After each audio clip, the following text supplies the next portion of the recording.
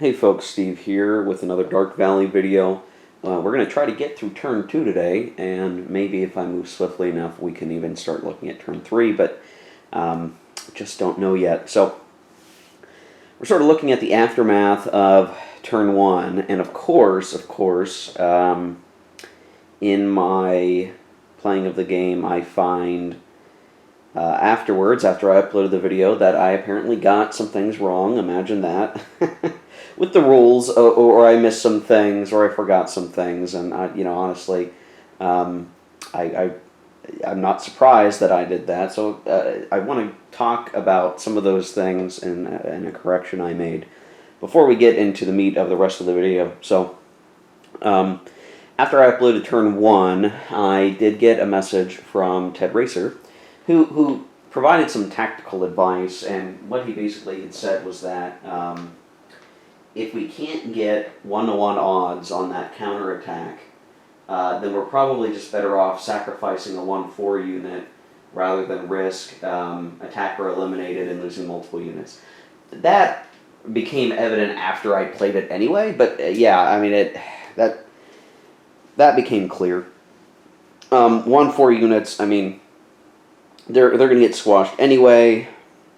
Now the trick is, with the priority of them having to be, near to the Axis units, that can be, to me, that seems to be the real pain point. I can get rid of 1-4s, but gosh, they're the ones that are trying to hold the line potentially. A couple other things that sort of realized that I had made some attacks down here with these out-of-supply units. There are restrictions around those units counting for the counterattack, so you can't burn off some of those Stalin-mandated counterattacks with out-of-supply units. So I guess technically I sort of goofed on that a little tiny bit. And I'm not going to fix that because at this point now, I just want to kind of get moving through the game and not worry too much about overcorrection. He did point out one thing that is largely inconsequential that I'm fixing, which is I had moved some units from Gomel into the swamps, and Ted pointed out that wasn't absolutely needed, wasn't very useful because the swamp itself is going to be an impediment to the Germans, and I know that from the perspective of other games that I've played, where the Pripyat marshes are an obvious physical obstacle, but I was sort of setting them up over here to kind of say, like, well, here's, they can't, go from here to here really easily because I'm going to try to create a line here. But what I did is I sort of moved the units, knowing they only had so many movement points, I sort of redid their move. So there's a few units that can maybe go further south and protect Kiev, and some other units that can protect Moscow. So that's the correction I made, not a big deal. Then, on YouTube, I had Edward McGran, I hope I'm saying that right, who left a number of comments, and gosh, I guess Edward was watching the video with a fine-tooth comb and really checking out all the mistakes that I made, which is good. I mean, there's some stuff, I'm here in my game room, I'm going to miss stuff because I don't have an opponent going, Steve, you can't do that, or I'm going to do this because I can, and you can't do anything about it. So that's the tough thing. Now, he had a point of contention about the setup that I did, and that was in regards to the cities that we have units set up in, and then how you spread them out for setup. And he and I think, just disagreed on the interpretation. And Ted, if you're watching, feel free to chime in. If I'm wrong, okay. I don't think it had a very big impact on the game. Maybe gave the Soviets an extra hex of movement in some cases. But what it says is that after you've overstacked those cities and you do some other stuff, next, move enough overstacked units into adjacent hexes to meet stacking limits. Okay, so if you read that sentence, move enough overstacked units into adjacent hexes to meet stacking limits. Okay, this is kind of important because the words to me matter, and this is how I interpret it, was that, okay, that entire hex is overstacked. So all of the units are overstacked. And so what we need to do is we need to move those units to adjacent hexes to meet stacking limits. Well, stacking limits are up to 4 combat units with, whatever corps and army restrictions, which wasn't really a problem for the Soviets here. So to me, I feel like I have the leeway to say, well, stacking can be 0, 1, 2, 3, or 4. If I move units out of the city so that there's only 1 unit there, technically I'm meeting stacking limits. It's only 1 unit, it's not 4. And Edward seems to interpret that as you can, you only move as many units out of the city to meet 4 combat units. And I that's not how it's worded. If that's the way it's supposed to be, then that's errata, because that's not what's being communicated. Now, I don't think I saw any errata around that line myself online with the new edition, because I assume this new edition has all the errata in the rule book and scenario book included. So, Ted, if this is something that I've done wrong, that might be good to note for errata purposes, but I think I did it right. He had also mentioned, Edward did, about the German recombination rule. So, basically what that means is that when there are the units at the end of any German chit phase, you can combine a 2-4 unit or some 1-4s with a reduced infantry corps to basically flip the unit so you get the Zoc back, right? So we do have a number of units out here that have had reductions and now, infantry corps that had been reduced and don't have a Zoc, right? And that can be a problem. You want your Zocs to screw up the Soviets. And so what you do, it's a very obvious kind of reorganization thing as well. If you've got guys that just happen to be with that unit, you sort of reorganize those units into the corps, and you flip the corps and you get your Zoc back. And I didn't do that. Now, this is a matter of strategy and perspective, I guess, of whether that's a big mistake. I didn't do it some of the time because I honestly just wasn't thinking about it. Okay, that's one thing. But I don't think it is objectively the right move every time to do that. And I unfortunately don't want to move any units on the board to illustrate my point, so I got to be careful with how I explain this. What's the right way to do it? Let's just look at a city for a second, and only as a focal point for the explanation. The city hex here could be any old hex in the game. So if you have a unit, an enemy unit here, and you've got German units that project Zocs, say in this forest here and in this space here. Ignore terrain, just assume the city is where our enemy unit is. And we have our 2 units that have Zocs, right? We've projected Zocs through all the hexes around that unit. It is surrounded. So that's 2 units. Okay, great. Now, the problem is, maybe we've knocked that unit out of a line of communication and supply for the moment, but that's broken as soon as, say, another enemy unit, a Soviet unit, moves into this forest. Now, it moves into, the zone of control of the unit here, but what it does allow is now it's negating an enemy Zoc, and the unit can trace supply southeast, right? Now, if I'm in a situation where I have a reduced unit that doesn't have the Zoc, right, that's bad. So I said, well, maybe I want to give that Zoc back, and I take a unit and I reorganize him so he's got a Zoc. Okay, good. But when that enemy unit comes by, the Zoc sort of becomes irrelevant because the line of communication is reestablished.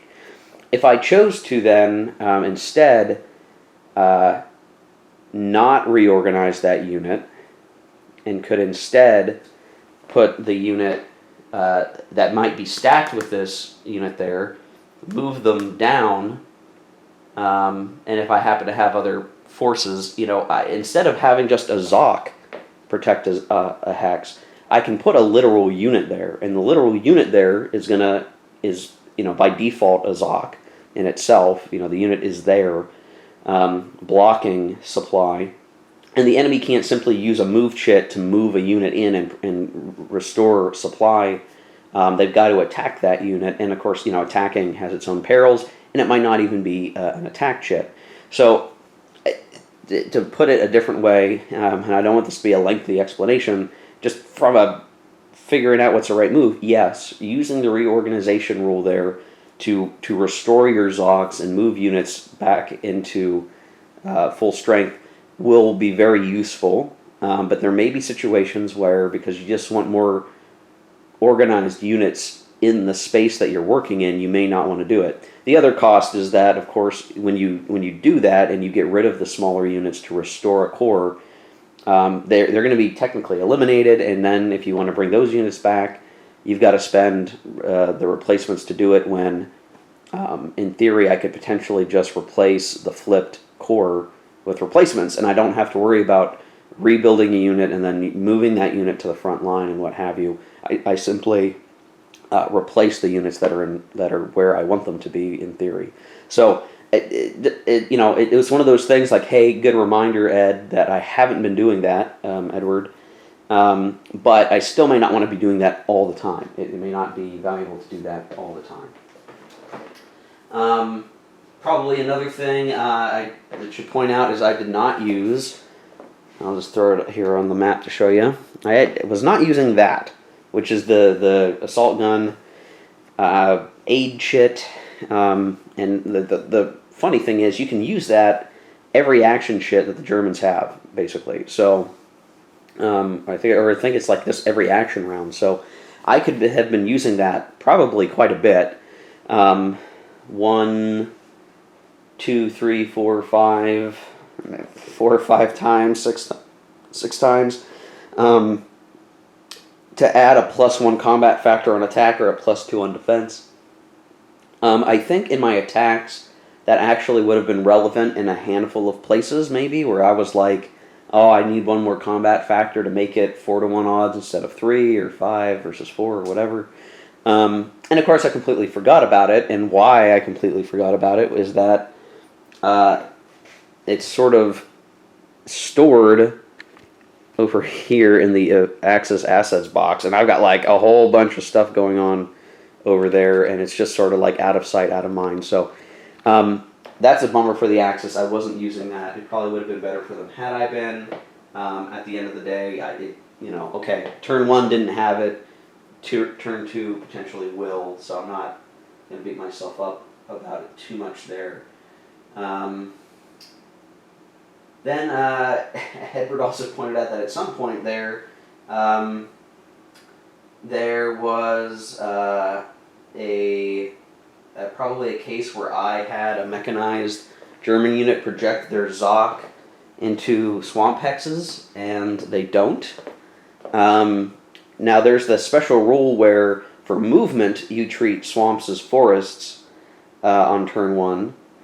And I think maybe that just got in my head the wrong way, and I don't know, I just wasn't paying attention to that properly when I should have been.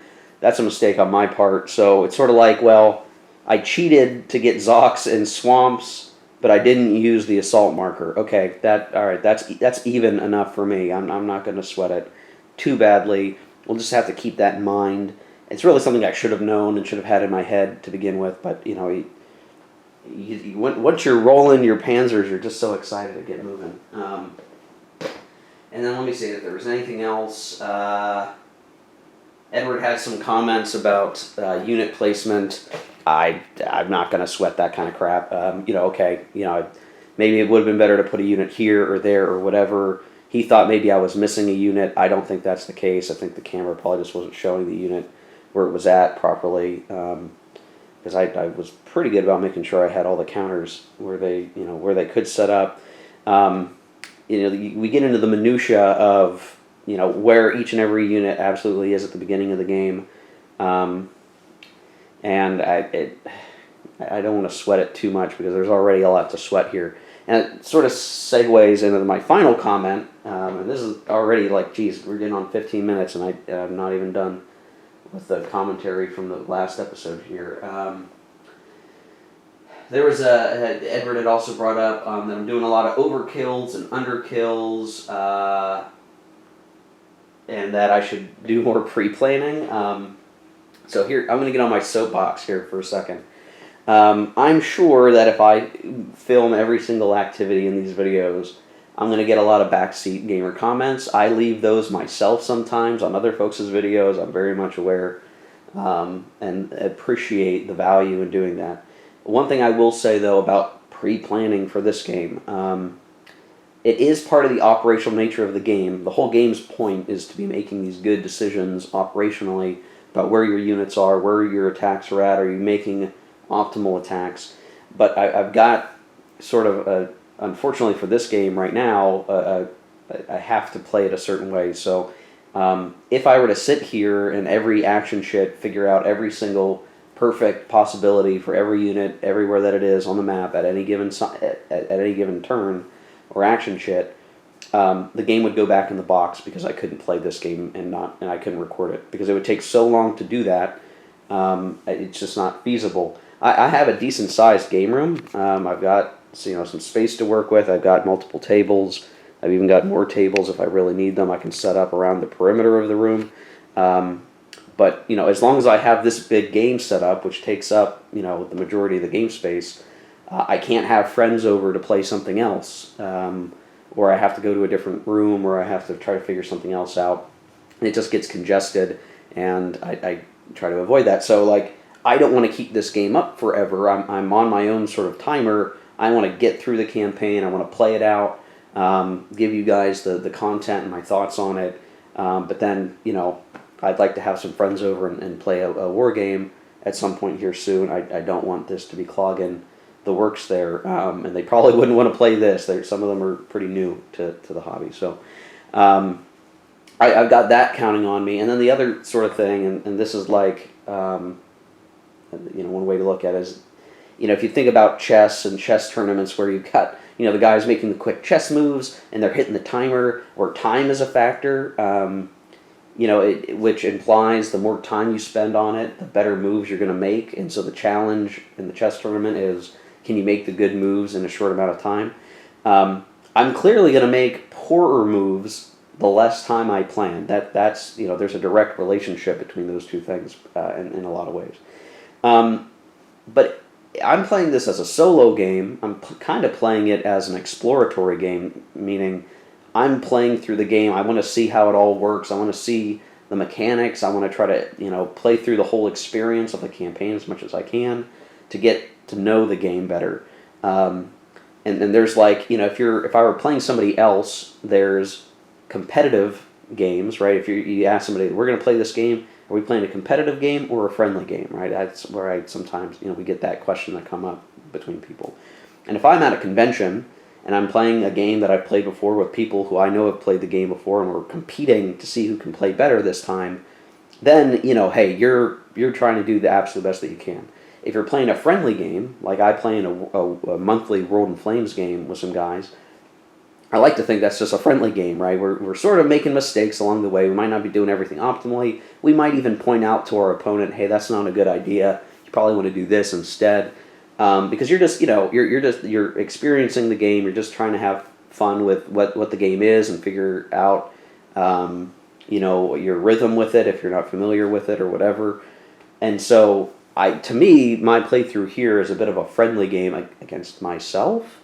And like I had sort of covered this when I covered the Dark Sands, I can't outwit myself. I can't have a secret plan because I'm just me. So what it ends up having to be is if I play kind of loosely, in a loose fashion, and kind of I'm not going to sweat the small stuff kind of attitude, the game will be more exciting because I will make mistakes, and I'll probably realize those mistakes later when I'm the other side. And just like a real game where you're playing with somebody and maybe they make a mistake or they don't make the optimal move and that allows you to get an advantage and try to win, that's how this is going to play out for me, because I'm going to go, oh, oops, I shouldn't have put those units in the swamp as the Soviets, but now I'm the Germans, I'm going to exploit that. I don't want to do that. I don't want to course correct too much, but I will need to play a little loosely. So if you see me making really stupid decisions, we're just going to get through it, right? That's the point. We want to get through the game, and make sure that, you know, folks kind of see what the game looks like. So anyway, that's a really long intro. I feel bad that I even spent that time explaining all that stuff, but I got a lot of feedback, and it would feel wrong to just not talk about that feedback and not talk about the game impacts that some of that stuff has. So I wanted to get that out of the way. We got it out of the way. We'll endeavor to do better this turn. And again, I'm not sure how much of the direct action shit to action shit I'm going to record, just because it's very time consuming, and I want to actually get through the game, and so that you guys can see the progression of a turn. So we'll have to see the format, but we've got some new steps this turn that we haven't done yet, like replacements and reinforcements, that I'm going to need to spend some time discussing and showing. So we'll get through it. We'll get through as much as we can get. And again, you know, we'll at least get through turn 2 in this video, and then we'll look at turn 3. So with this added intro being kind of long, it might make the video a little bit longer, but you know, I appreciate the feedback, guys. So if there's, you know, if there are other things you feel are worth pointing out, go ahead and do so. I'm going to make bad decisions. So if you see a bad decision, you know, okay, a small tactical decision anyway. But what I would like to hear are some comments on like the larger strategic decisions if you've played the game before. So, you know, me putting more supply and HQ units down in the south, is that a good move or no? How has it worked out for you? That kind of thing. That I would like to hear, just because it, you know, again, as an exploratory game, I'm just flying by the seat of my pants here. I'm trying to figure it out, knowing I'm going to make the small mistakes along the way, but if there's big stuff that folks want to discuss, I think that'd be great. Okay, so I'm going to stop blabbering. We're going to get into the game here for turn 2. Again, a lot more to cover with new steps in the turn that we need to address, so we'll get into it. All right, so we'll put a cut here, and we'll come back. Okay, so getting into turn 2, we are going to address in the sequence of play the reinforcement and replacement phase, which is something we've not done yet. In fact, we've got a lot of stuff we haven't done yet in this turn that we're gonna do. So we start the turn with Axis reinforcement, then Axis replacements, then we do Soviet reinforcements and Soviet replacements. Now, I sort of mentioned this earlier in the video about, well, if you rebuild destroyed units, you know, that could be a bit of a pain in the butt to get units where you want them. It might not be so bad, but we'll get into that. So with Axis reinforcements, since we're primarily going to be talking about German reinforcements this turn, German reinforcements, according to the rulebook, may be placed in any towns or cities in Greater Germany that can trace a line of communication to Berlin, and if the reinforcements may not be placed in Berlin itself, if a Soviet unit is adjacent.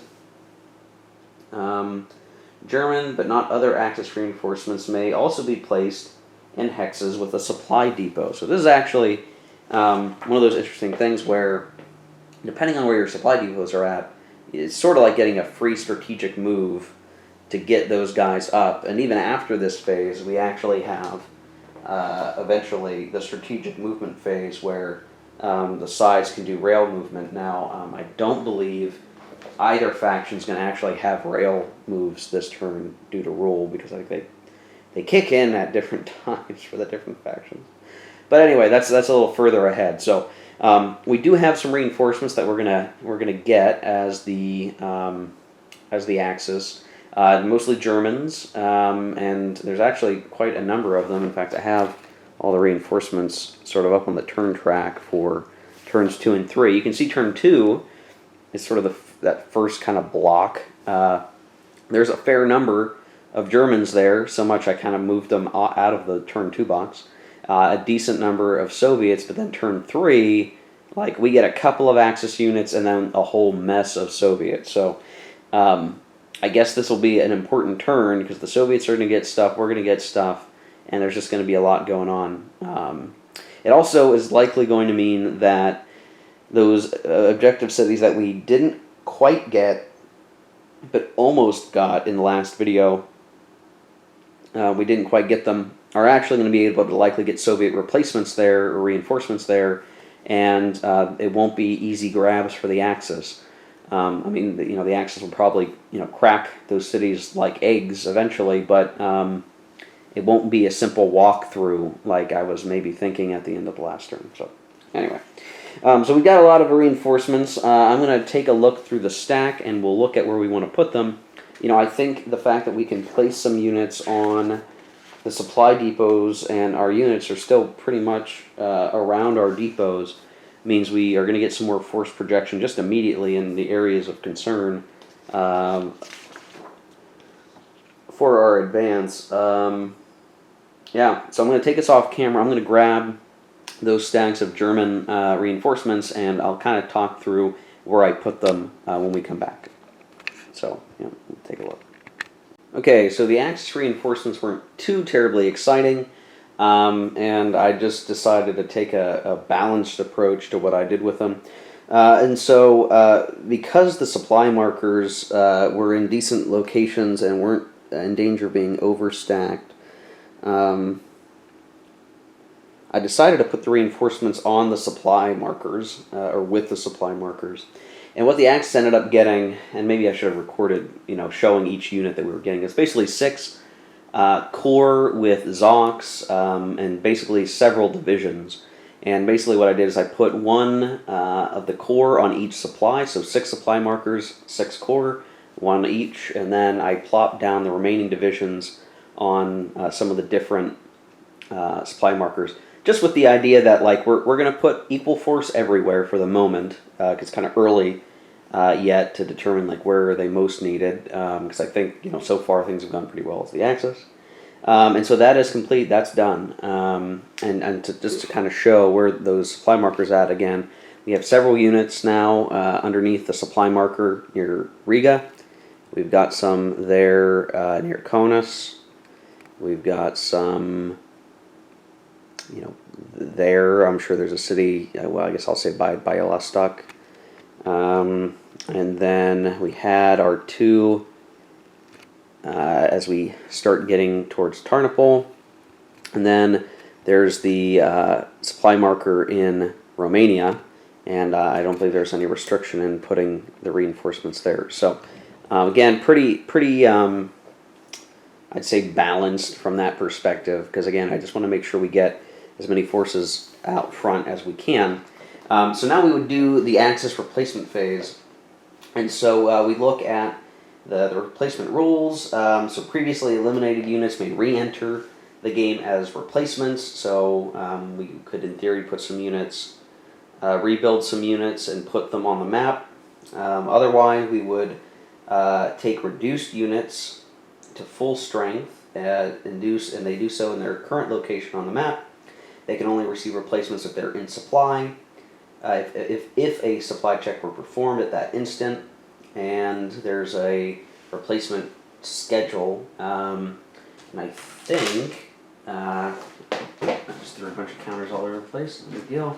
One of the player aid charts actually has a pretty good summary of a lot of that, I think. Yeah, so there's a whole, it's in the rule book, but there's a whole player aid chart that tells you your replacements. And so for turns 2 to 4, we get 4 German infantry steps per turn, and then we'll get some extra mechanized ones on turn 4. So at this point, any losses we've taken to our panzers, we're not going to be able to replace, unfortunately. And so all we're going to get is the changes for the infantry. Now, I was trying to think, which infantry does it make sense to get? Because there's one thing, there's an motorized infantry that I'd like to rebuild so that it can later be turned into a mechanized unit, or a Panzer Grenadier. But it would also be good to flip some of our corps to full strength. So if we only get 4 of them, I'm already just from far away looking at the map, I can already see several of the places where we have reduced corps. In the actual eliminated box, we've got a couple of single-step divisions, and yeah, we've got that motorized division that it can become Panzer Grenadier, but when they upgrade, they don't get much better. And that's not even until turn 26. So I think for this, we probably just want to flip any of our hurt core, because there's, I can see one here, here, here, here. There might even be some other places I can't quite see because I got to lift some counters. So this is just going to be straightforward. I'm not going to get into it, the detailed step of which units. There's a couple along the line that took some hits. I'll flip them. They'll be full strength. Again, it's like one of those things. Like, well, I guess I could have maybe restored them with the Axis reorganization rule that we talked about, but I can also just use the replacements, and it's just as good in some ways and different in others. So I again won't stress it too badly. So I'm going to take this off camera. I'm going to do those replacements, and then we'll take a look at the Soviet reinforcements and replacements. Okay, so we finished that up. Not a big deal, like I said. I forgot to mention we actually get a. And I'm sure it'll focus. There we go. We actually get a Hungarian unit there. Look at that. And he had to go into a hex that had a line of supply to Buda, or a line of communication. So I just put him there. He'll come up through this way. Sorry, cover the camera. Go up this way in support eventually. Not a huge help, but hey, we'll take it. And now we'll start to look at the Soviets. Now, we're going to do reinforcements and replacements. And I'm trying to look at the replacement roles, even though we do reinforcement first, so this is going to be important. It doesn't look like the Soviets are actually going to get any real replacements until turn 4, it looks like. So I'm trying to double check here. So on turn 4, we get some tank brigade support markers. And that's it. Yeah, starting on turn 5, the Soviets receive replacement factors to replace units. But that's not until turn 5. So for the Soviets, we're kind of relying entirely on reinforcements, the creation of the mobilization of the Red Army, to deal with the gigantic holes that are being put in our forces as the Soviets. Now I will show just on camera here what the reinforcements are for the Soviets on turn 2. You can see, okay, we get a mechanized corps, not particularly powerful, doesn't have a ZOC, but okay, an extra unit, we'll take it. And then we get several rifle armies with the 4X's, that's an army on the NATO symbol. And they're 5 strength, that's pretty darn good, all things considered, and they have ZOCs. So these guys are actually pretty strong and useful units rather than all these 1-4s and 2-4s getting obliterated every combat round. So where we can place reinforcements is going to be in cities in the USSR with a line of communication of the east map edge, or on the military road map edges. And we can place some stuff in Leningrad, depending on certain situations.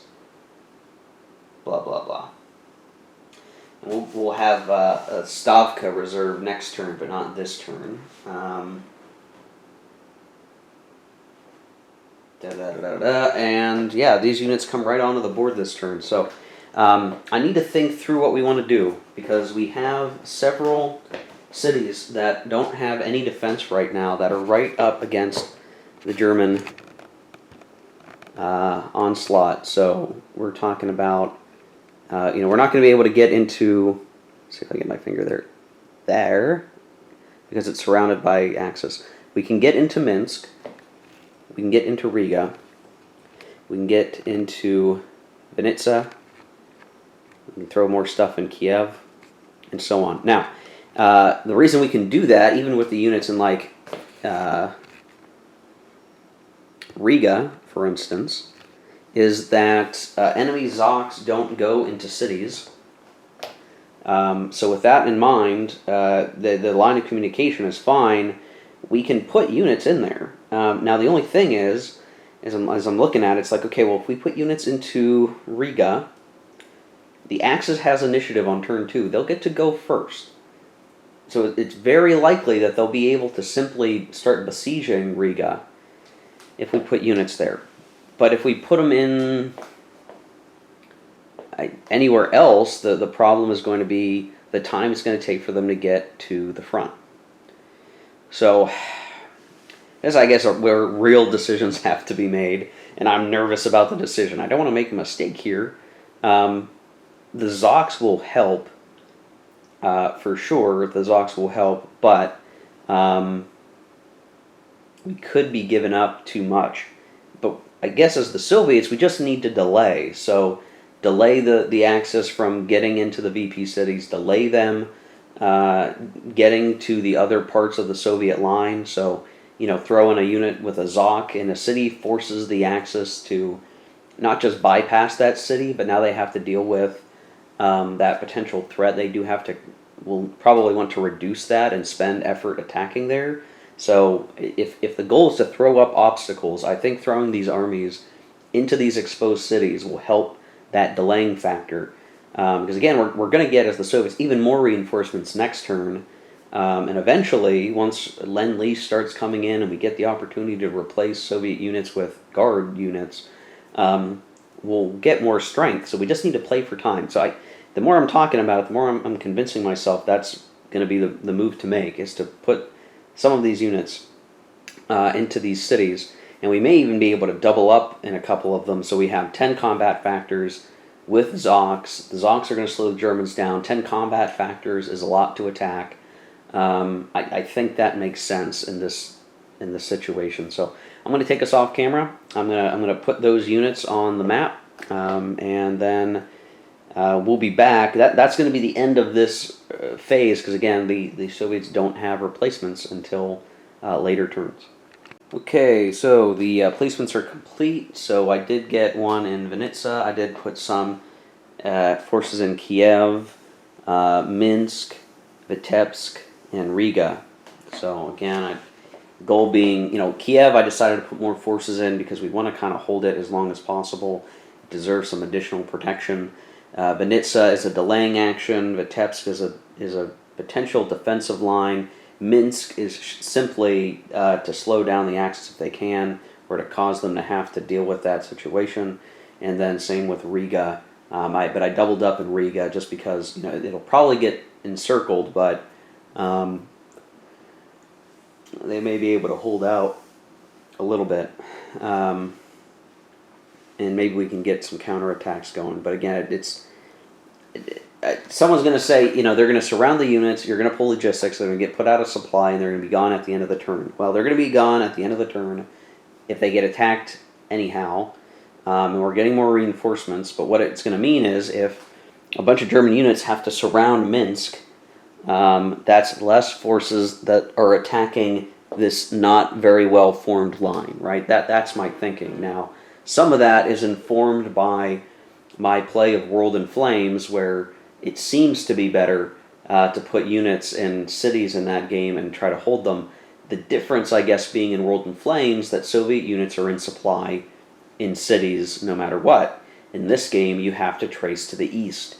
So those units that stay in the cities are going to have all kinds of major supply problems. But again, delaying action is going to be needed, because if I don't put them there, the Axis are simply going to run right through it. Okay, so the next step in sequence of play now is the air base phase. So the Soviets don't have any, but the Axis do. And, we've been looking at these air forces for a while. The front line has advanced enough that they aren't going to have a lot of targets in range, so now they get to move. And the way we just do that is we're going to move the air base and the attached air unit to any friendly controlled and supplied town or city. If the destination is within 12 hexes of the starting location, the air unit remains face up. If it is beyond 12 hexes, instead flip the air unit to done. And the problem is, if we flip it to done, then it's done for the whole turn. So I think we want to avoid putting the Axis air bases too far forward. But I think, if we look where our projected front line is going to be, which is somewhere along here for this coming turn, we don't need to go very far. It should be a relatively simple thing to get to where we want to be. So just to show where the air bases are now, we had again one here, two here, and then one and one. And, I think we want to do, it's kind of hard to say. So it's like, do you put more air in the north or the south is kind of the decision to be made here.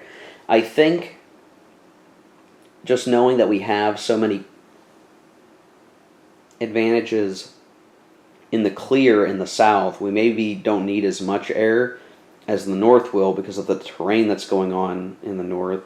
But the terrain, but at the same time, like that same terrain, where we would maybe want to make use of air because it hurts our land action, like that same terrain isn't conducive to air power anyway.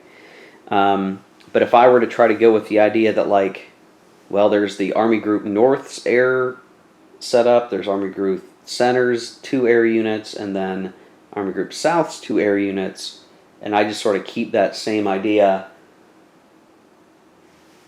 we could do it that way.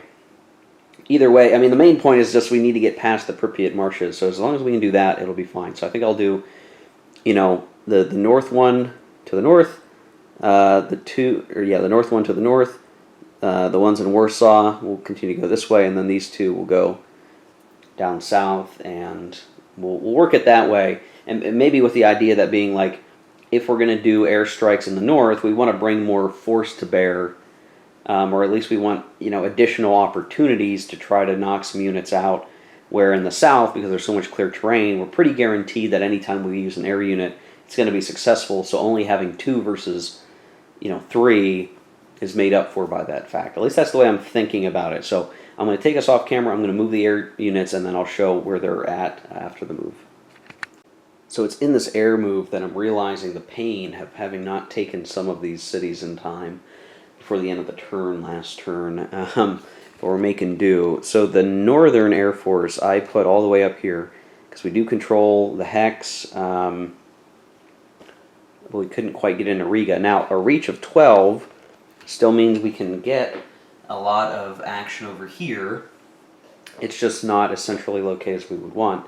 And similarly, the 2 air forces that were in Warsaw, not a lot of great town locations over here because I haven't taken Vilnius yet. So I moved them to Kaunas, both of them. And they've got some range limitations, but yeah, that's just the situation we're in right now until we can take more of the towns up ahead. In the south, not quite as bad, but we didn't make huge gains in terms of towns. So I put one in Kowal, I put one in Lvov, and that will have to do. They're still playing units that will be in range of their strike capability, but yeah, for sure, there's going to be a need to make sure we grab some of these smaller towns just so we have places for our Air Force in the coming turn. So not too bad. I was hoping to do a little bit better, but not too bad. Okay, so the next thing we're going to look at then for the turn is strategic movement, and again, I think right now we're not going to have a whole lot. So Axis Rail, we don't have access to Axis Rail until turn 11. We do have some naval movement capability, but honestly, there are no units to really do that with at the moment. Soviets get access to rail on turn 4. They can do naval movement themselves, but again, honestly, there's not quite a whole lot for them to do with that at the moment. There's a couple of units. Well, actually, that's not in range of a Axis air unit. Okay, well, there's actually we've got some possibilities. So we can move 4 steps in the Black Sea if the units are in a port. And I do actually have some that I can do that with. So over here, I had taken some units and moved them, and sure enough, it's not many, but we've got a couple of guys here that can travel 2 steps to Odessa. Now, it's not a huge amount of defense for Odessa, necessarily, but it's not bad, and if I had moved more units to that port, I'd have more availability to get them over there. And I suppose I could potentially try to take a unit out of Rostov. But yeah, we'll do that. I mean, that, good enough. Okay. Yeah, we did some strategic movement. We're not going to do an amphibious invasion, and I don't think we're going to do any airdrop air transport at the moment.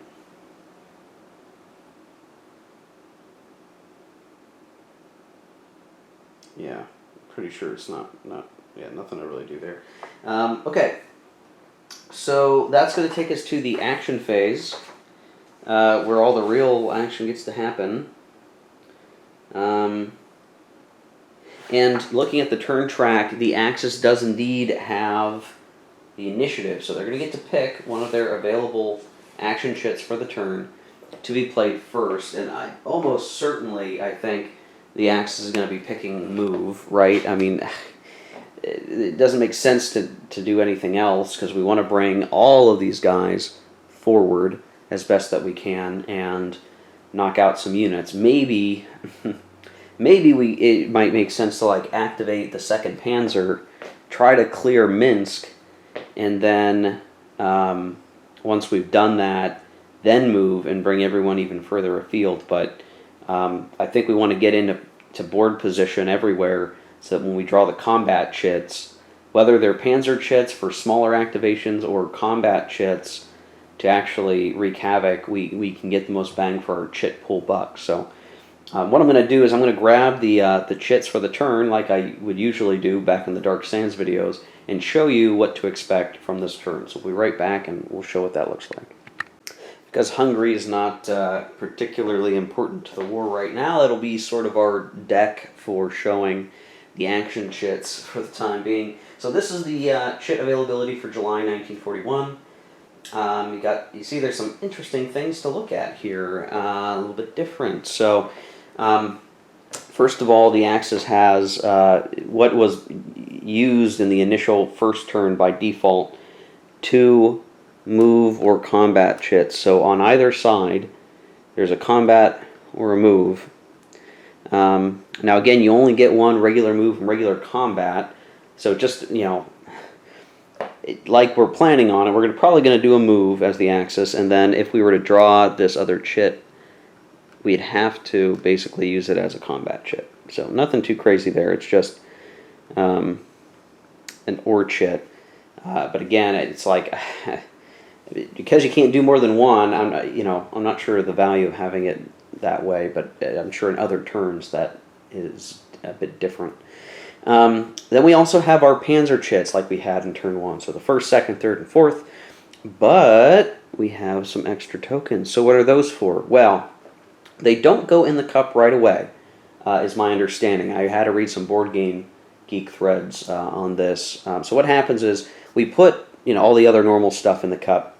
And when we draw the 1st or 2nd Panzer, we'll put them on the chit pull track, and then we'll put the 2nd counter in the cup. So let's say I pull the 2nd Panzer counter after our 1st move. We'll put the 1st token on the chit track like normal, and then we'll immediately place the 2nd chit into the cup to be drawn later in the turn, and maybe even if we're lucky enough, we could even draw it, I guess, consecutively. I'm not sure there's a restriction on that. I'll have to look. So what that means is we get 2 headquarters of our tank, our Panzer forces, that will get to go twice. So that's kind of interesting to think about. So we've got, where are these units right now? Well, the 1st Panzer HQ is near Lvov and is supporting Army Group South. And then the second, if I can get that to focus, the second right now is supporting Army Group Center going towards Minsk. And so you can imagine if we get these extra activations for these HQ, we're going to see sort of extra movement in our progression towards Kiev, and we're going to see extra movement in our progression towards Moscow, essentially, is what that will mean. So it'll be interesting to see how that plays out in terms of the chit pool order.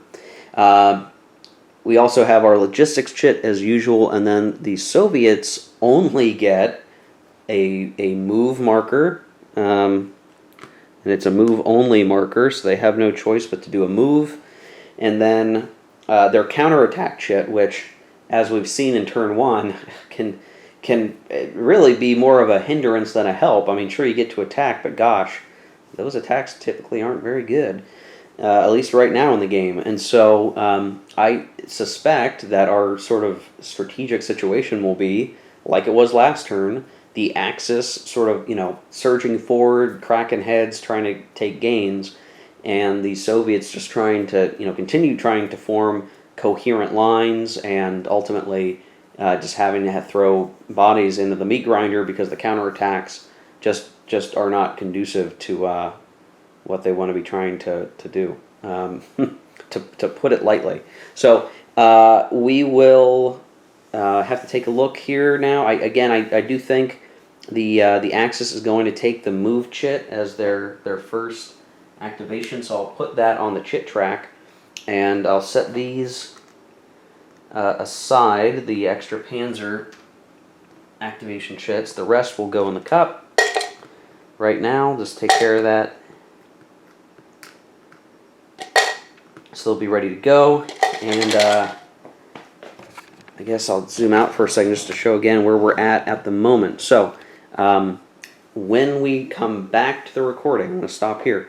When we come back, I will have completed the move action, and this move means every Axis unit, and I believe we shouldn't have any restrictions on Romania anymore. Not that they can really go anywhere. They got to punch through some units first, but we can look at the movement for everybody else. So that's going to take some time for me to do, and to count out all the movement and mark everybody who's moved and everything else. So we will come back with that. The board will probably look quite different just in terms of where all the Axis units are at. So we will be back. Catch you in a second. Okay, so here's the movement complete. And it was a little awkward, if only because there's so many units that were moving, and many units were sort of like, I kind of wanted to move the units from the back to the to the front first, and then I had to move the units that were underneath them that hadn't moved yet. So a lot of these I sort of cocked 90 degrees a little bit. Or I guess it's not 90 degrees, it's 45 degrees. So that I could tell, and I guess some of the movement I didn't quite get so far as I might have wanted to, unfortunately, and some of that is just some of the terrain is more difficult, and I'm probably not using. Here's clear terrain. How many Panzers do you think I actually put in clear terrain? Probably not as many as you think I should. Oh well.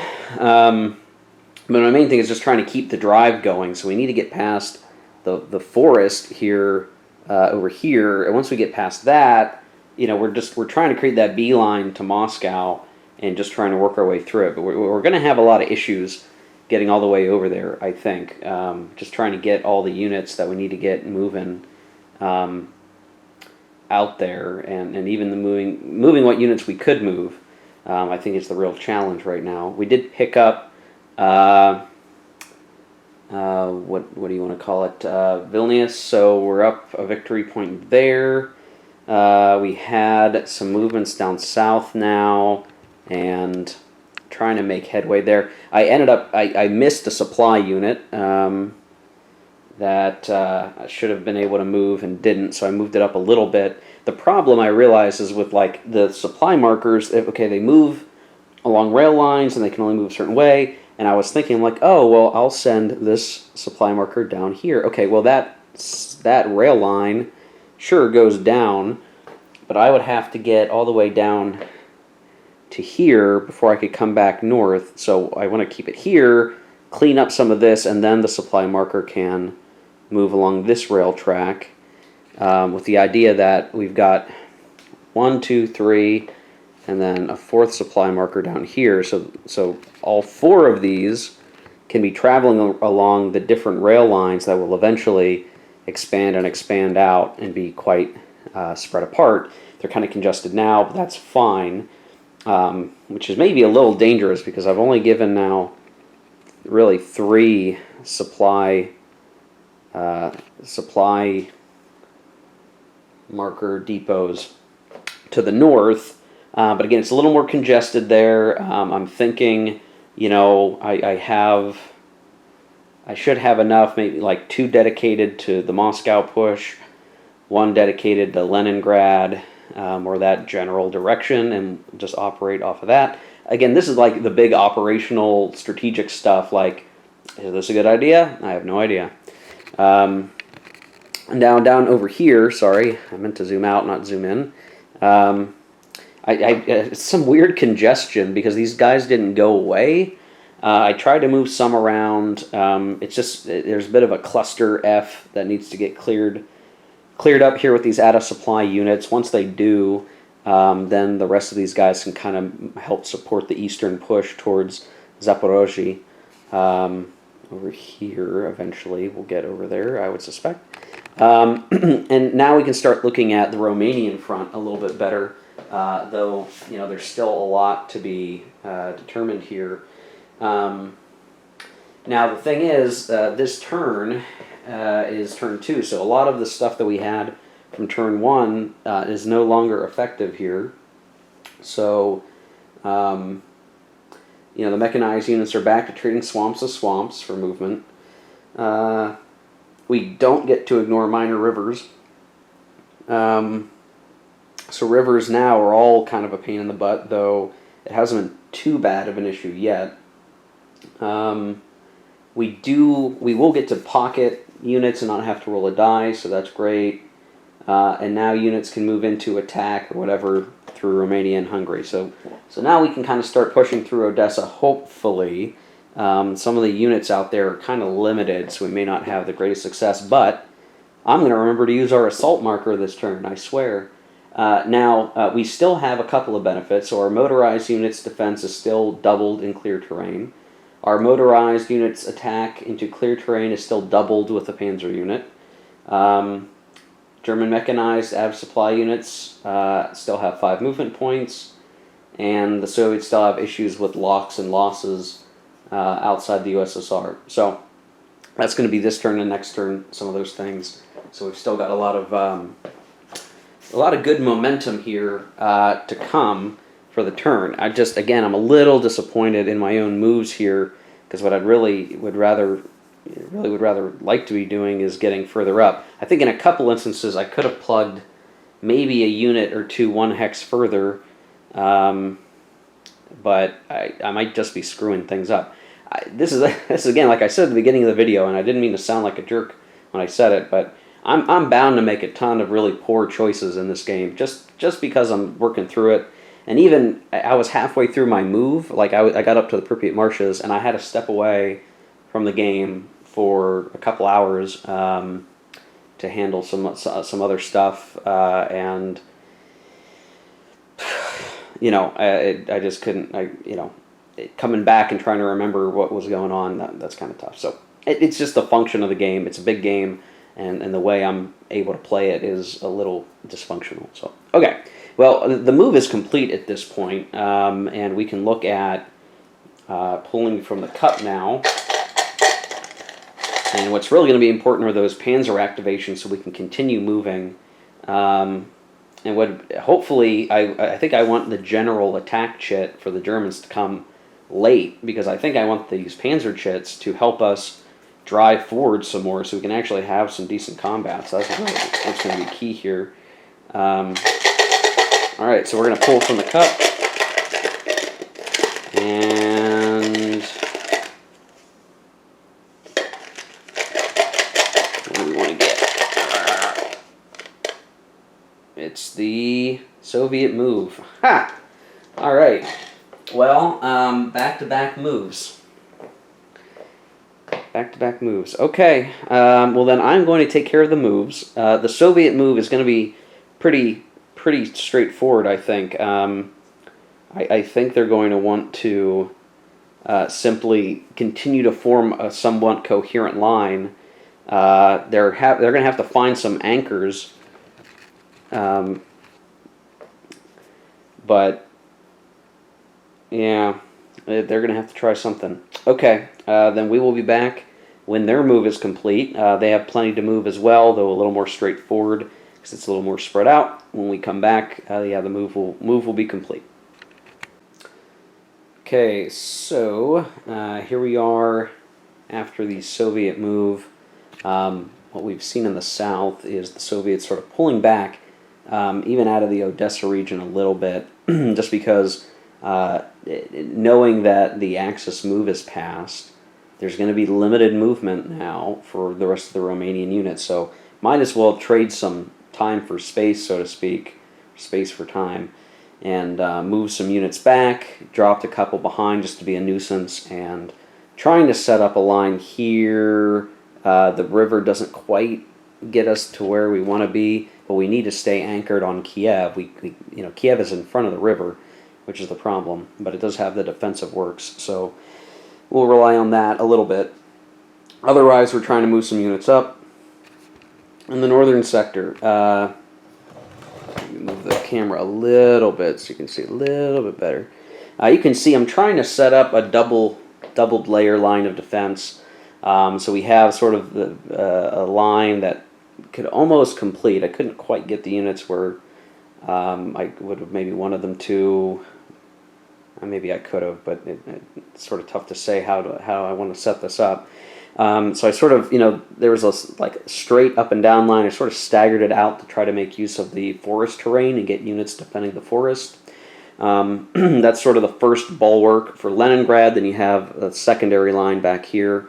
Talon's only got one unit back here, so he'll be toast if the Germans get up through there. Protecting Moscow, so right now we have that first line here, some difficult terrain and some river defense, so that's helpful. And then the second line, they're sort of in front of the defensive works, but I wonder if maybe I shouldn't pull them back into the defensive works, but we've got some time I can correct that, I guess. But after them, it's like, well, there's Moscow. So, there's plenty of opportunity with the coming reinforcements to set up additional units in those defensive works, so I'm not too terribly worried quite yet. There's more to come, so we'll have to just figure that out. But hey, you got to keep in mind that, Germany got to the gates of Moscow and they lost the war, right? So we just need to be a nuisance to the Germans for the moment, I think, and that right now is the best we can do. I've got some guys gummed up a little bit in the marshes there, and I was trying to figure out, okay, well, if I'm the Germans and I get, let's say, my supply unit, over here, and maybe I have an HQ over here, I could get, it would take them several movements, but I could get them up to Gomel that way. But yeah, I don't think it makes sense to. I mean, you're just wasting so many moves. You might as well go around the long way, I guess. So that's the situation. So we're going to go to the Cup. Now, at this point, the Soviets only have their counterattack left, which, if that were to come up next, we'd probably see a bunch of units disintegrate, and it could mean that our lines, as we've established them, are at risk. So I really don't know how that's going to go. So we're going to go to the Cup, and we will pull, and we'll see what happens. We get 2nd Panzer. So what I'm going to do, I'm going to put the 2nd Panzer activation chit I just drew on the track. I'm going to put the other 2nd Panzer chit that I had set near the track back into the Cup. So the 2nd Panzer will get to go again, but they're going to be the first of our Panzer HQs, our Army HQs, to be activated. And right now, they're sort of situated north of Minsk, and so their bubble of command should likely see, if I zoom in on the area, what we should see happen is probably Minsk taken, maybe we knock out Vitebsk, and then the rest of these units should be, or not Vitebsk, Dvinsk, even though there's nothing important about Dvinsk, we just want to knock it out for the rail movement. And then we ought to see many units move forward to the Vitebsk line, and we'll see what happens. I think right now it's like, do I attack and move or move and attack? I think I probably just want to do attack and then move. So we want to like clear Minsk. We want to clear a couple of these, the other space over there, and then we just want to get everybody as forward as possible. And we'll be able to set up better attacks later. I mean, we could send the panzers forward, but like if we did the move and then attack, so everybody moves, I just think some of the issues with that, I don't know. Actually, it might be worthwhile to do it here.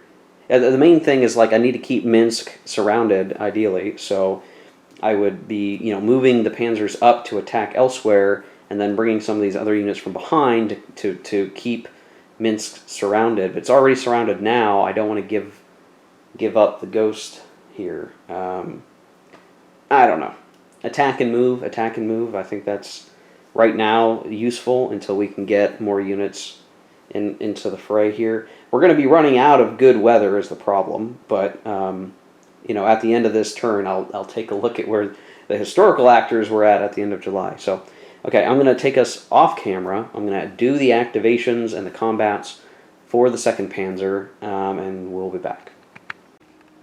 Okay, so I decided to do the move and then attack with mech only, and I regret that decision. I feel as though it was a poor decision now, but I rolled the dice, so it's too late now. I've just got some congestion around Minsk, and because the unit there projects the Zok, it's not the easiest thing to get up and around it. I was able to get units move forward sort of through the forest, and we even knocked back some units there around Vitebsk.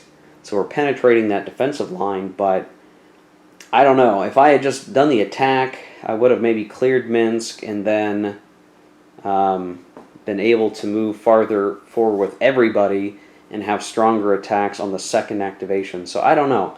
I know the sort of risk here is like, okay, well, let me use my panzers and just really strike farther than the Soviets can react, but I don't know how well that really went, to be honest. It's kind of hard to tell, though. We just got a lot of congestion, and the Axis needs to keep moving forward, really, is what needs to happen. So, yeah. Okay, well, that's complete. I did use air a little bit, and I knocked a few units out.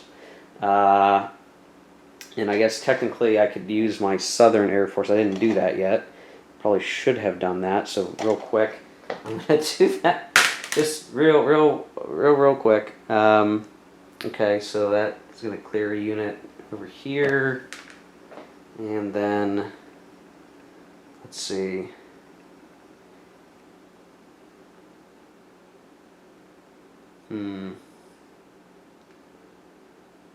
It's at least clearing some units out.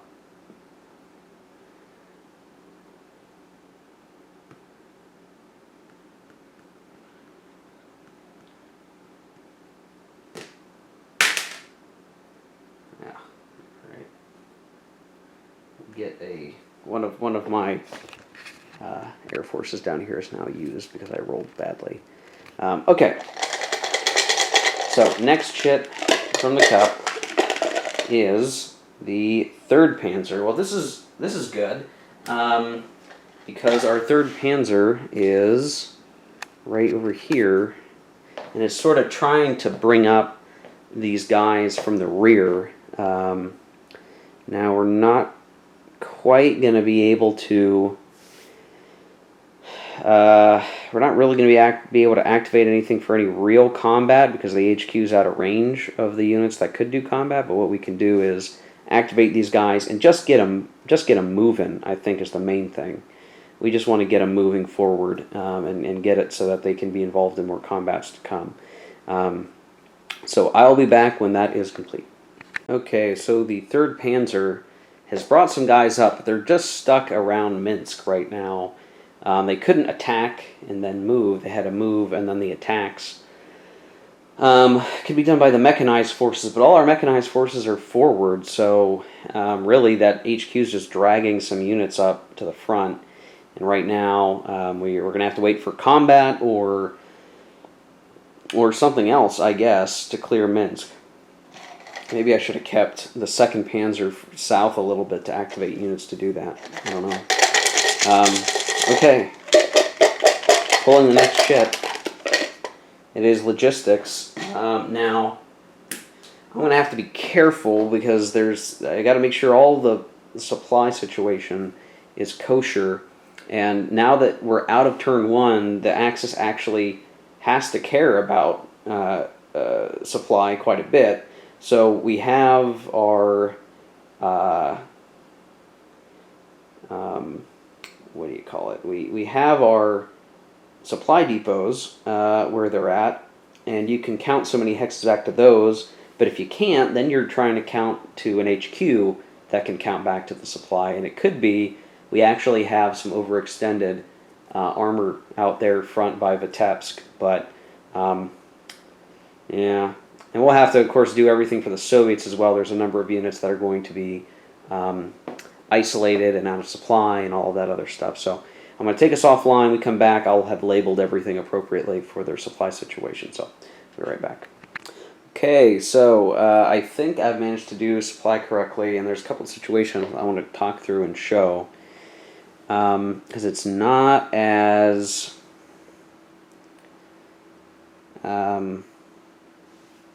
it's not as good as I would have hoped it would have been for the Axis. They've got major supply problems.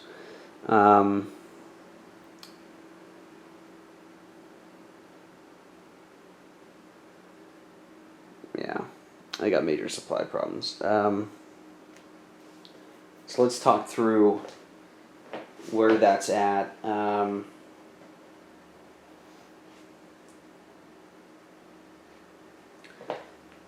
I guess I'll start from top to bottom. Though I think I need to correct one thing. There we go. Okay, so we'll start north to bottom. Riga is not out of supply. Why? Well, the Zoks don't cross over a major river, and the Vina River, there's actually, you can barely see it. I'd have to lift up the camera, change the camera to show it. But Riga's one hex side is the major river, and so Axis Zok doesn't cross it, which means they technically can draw supply up here, within 5 hexes. Make sure I'll do that again. Doot. They're fine. So Riga is actually in supply. From there, we see a problem with the Axis. And all of this is because this guy's way back here. And technically so is this guy. And this kind of goes back to, you know, truly that stoppage around Kaunas where maybe we couldn't quite get to everywhere we wanted to get to, and that guy just did not advance as far as maybe he could have. And so we've got the problem of them being out of supply. Because the way you do it is you can count 7 hexes to a supply depot, okay? You can also count 7 hexes back to a city that has been under Axis control if it is behind the furthest west supply depot. Well, the furthest west supply depot is over here. So we couldn't use Vilnius as a supply depot for those units. otherwise you're counting 3 hexes to an HQ, but that HQ then has to count back to a supply depot. So we jumped too far ahead, basically, and have put ourselves out of supply. And of course, there's an additional problem here in that basically, when that activation shit comes up again for them, I mean, they can keep trying to attack, but they're going to do it out of supply and have a -2 to their die roll. This is like, I don't know. This could be like game killing, this mistake here. And I should have known better, I guess, but I didn't. So this could be bad. And it could even mean I'm like, all right, well, we're not going to play the whole campaign because I effed up so damn bad that we got to call it. But I don't know. We'll see. I'll keep playing it, but that's really not good. We also have a problem here because similarly, this unit can't count to this HQ for supply, which is in supply, mind you, but there's an enemy Zoc here, so he would have to count 1, 2, 3, not enough. And even counting 1, 2, 3 is not enough. So while they're helping support the isolation of Minsk, they themselves are out of supply. Minsk is isolated. And then down in the south, we really don't have any supply problems for the Axis, because all of them can count, because there aren't much in the way of enemy Zocs down here. They can count, 1, 2, 3, 4, 5, 6. Like all these guys can get back to this depot. Over here is fine. Basically all through here is fine. And we've got a depot down in the south here that even this unit can just barely count because of the lack of enemy Zocs. And of course then we have this guy who was isolated.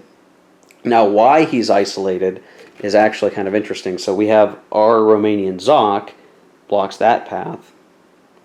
And blocks that path, and blocks, through here, right? And then you say, well, you could count all the way up around an unlimited number of hexes, except that the Soviets still cannot trace supply, line of communication or otherwise, I believe, through hexes outside the USSR. So this is where that rule comes in. So just very easily, even though we don't have Zocs locking it down, it is isolated because of that reason. Oh, you know what? Actually, scratch that. I'm wrong. I'm wrong. I just saw it now. It's you trace. Oh wait, no, yeah, that's right. Okay, yeah, because that's Romania, right? You can't trace in Romania. He is isolated. All right. So there you go. I may have made a very poor choice in my move with the HQs and the supply depots. So major issue, but we might be able to salvage the situation. We just need to try to get a few things set up. But now that logistics is over, we don't need to worry so much about being put out of supply for a while. So there's that. All right. We're going to go to the cup, and we get the 1st Panzer. So we're going to put the 1st Panzer on the chit track. We're going to put the other 1st Panzer shit back into the cup. And we're going to have the 1st Panzer go. And just to remind folks where the 1st Panzer is, heck, I need to be reminded where the 1st Panzer is. I believe it's down here. Yeah, it was hidden underneath the unit. It is here, out by Kiev. So I think we're going to start an attack for Kiev with this activation, I think. And if we manage to nab it, that's going to be really important, because that's going to be one of those key cities that we could get if we were going to try to win the game by the end of turn 7. So that I think we got enough range that we ought to be able to do it, and we don't need to worry about logistics for a while. So I think we're gonna try for it. We're at least gonna start the approach to the city. Yeah,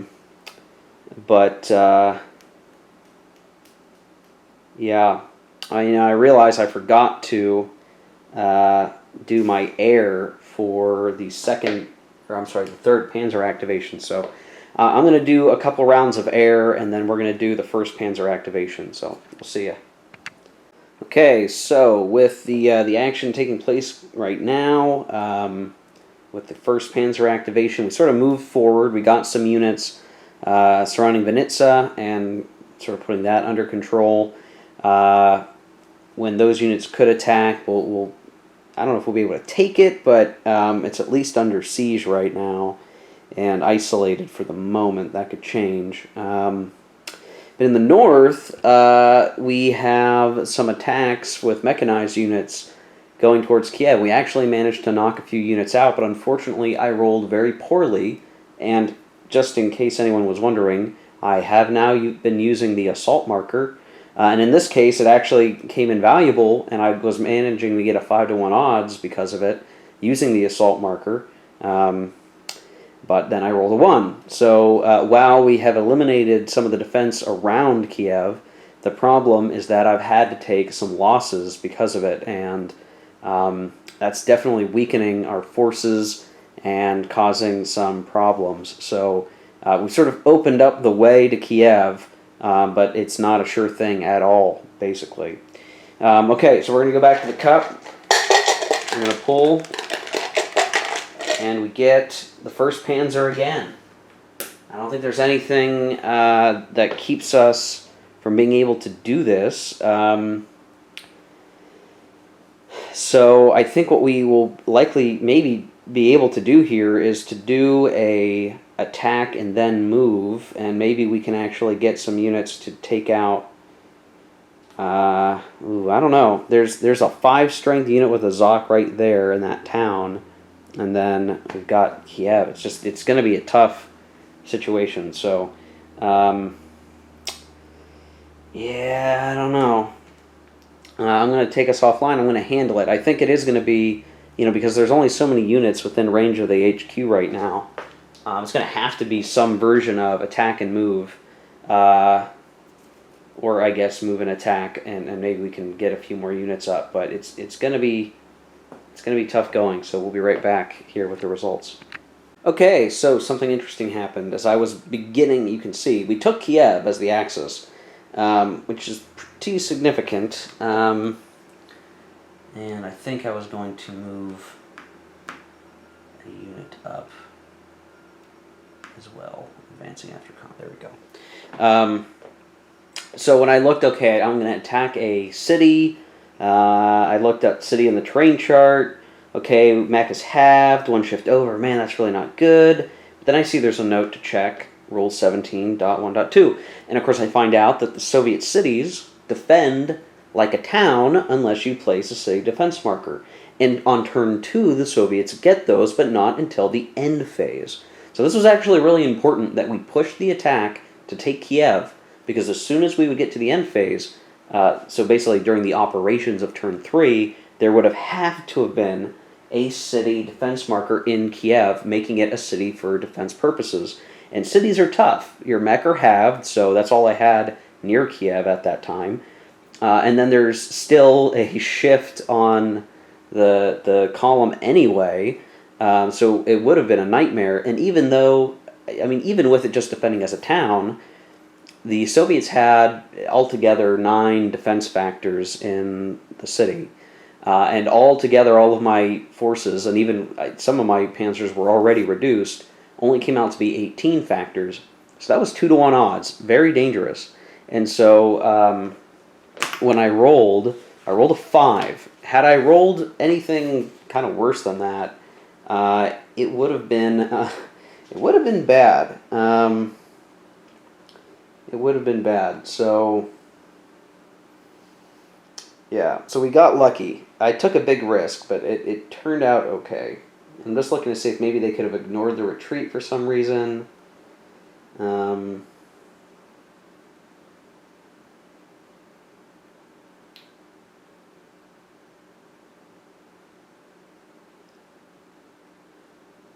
Yeah, okay, so ignore retreat requirements if in a friendly fort. But we were not in a friendly fort, they were just in a city, so they had to retreat. They retreated here. And let's see.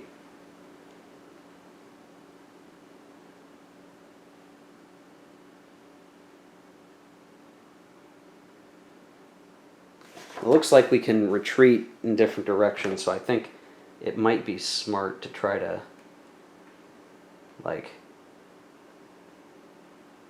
retreat a little bit this way so that there's a little bit more of a defense up here, because this unit still has its Zoc. Anyway, so we took Kiev, so that's pretty important, right? And because it's on the west side of the river, the Axis should be able to defend it fairly well, and it should be relatively stable there, even with the reduced units that are sort of nearby. I think the Axis ought to be able to hold on to it. So that's one of the cities that we would need for an automatic victory as the Axis. The other is Moscow. Now, we're still really far away from Moscow, but we still have several more turns to get there. So we'll see what happens here as we get going. So I'm going to pull the next chip. And we get the German combat chit. I think for sure there's going to be a variety of combats here. But probably I'm going to have to take us off for a while to do it. So from south to north for a second, I want to talk about what those combats probably will be. So we're probably going to clear these, right? We're going to sweep through and just get rid of these guys so we can move on. Get rid of some of the units over here, maybe over here, so that way we've got now the opportunity to start moving forward. Generally speaking, we could try to take Vinitsa. I'm not sure it's going to work real well. I mean, it's only, I guess, treated as a town for combat, so we'll have to look at what the odds look like for that. We could then also try to do some combats along here and just start smacking some stuff around, but I don't think I want to do that quite yet. Up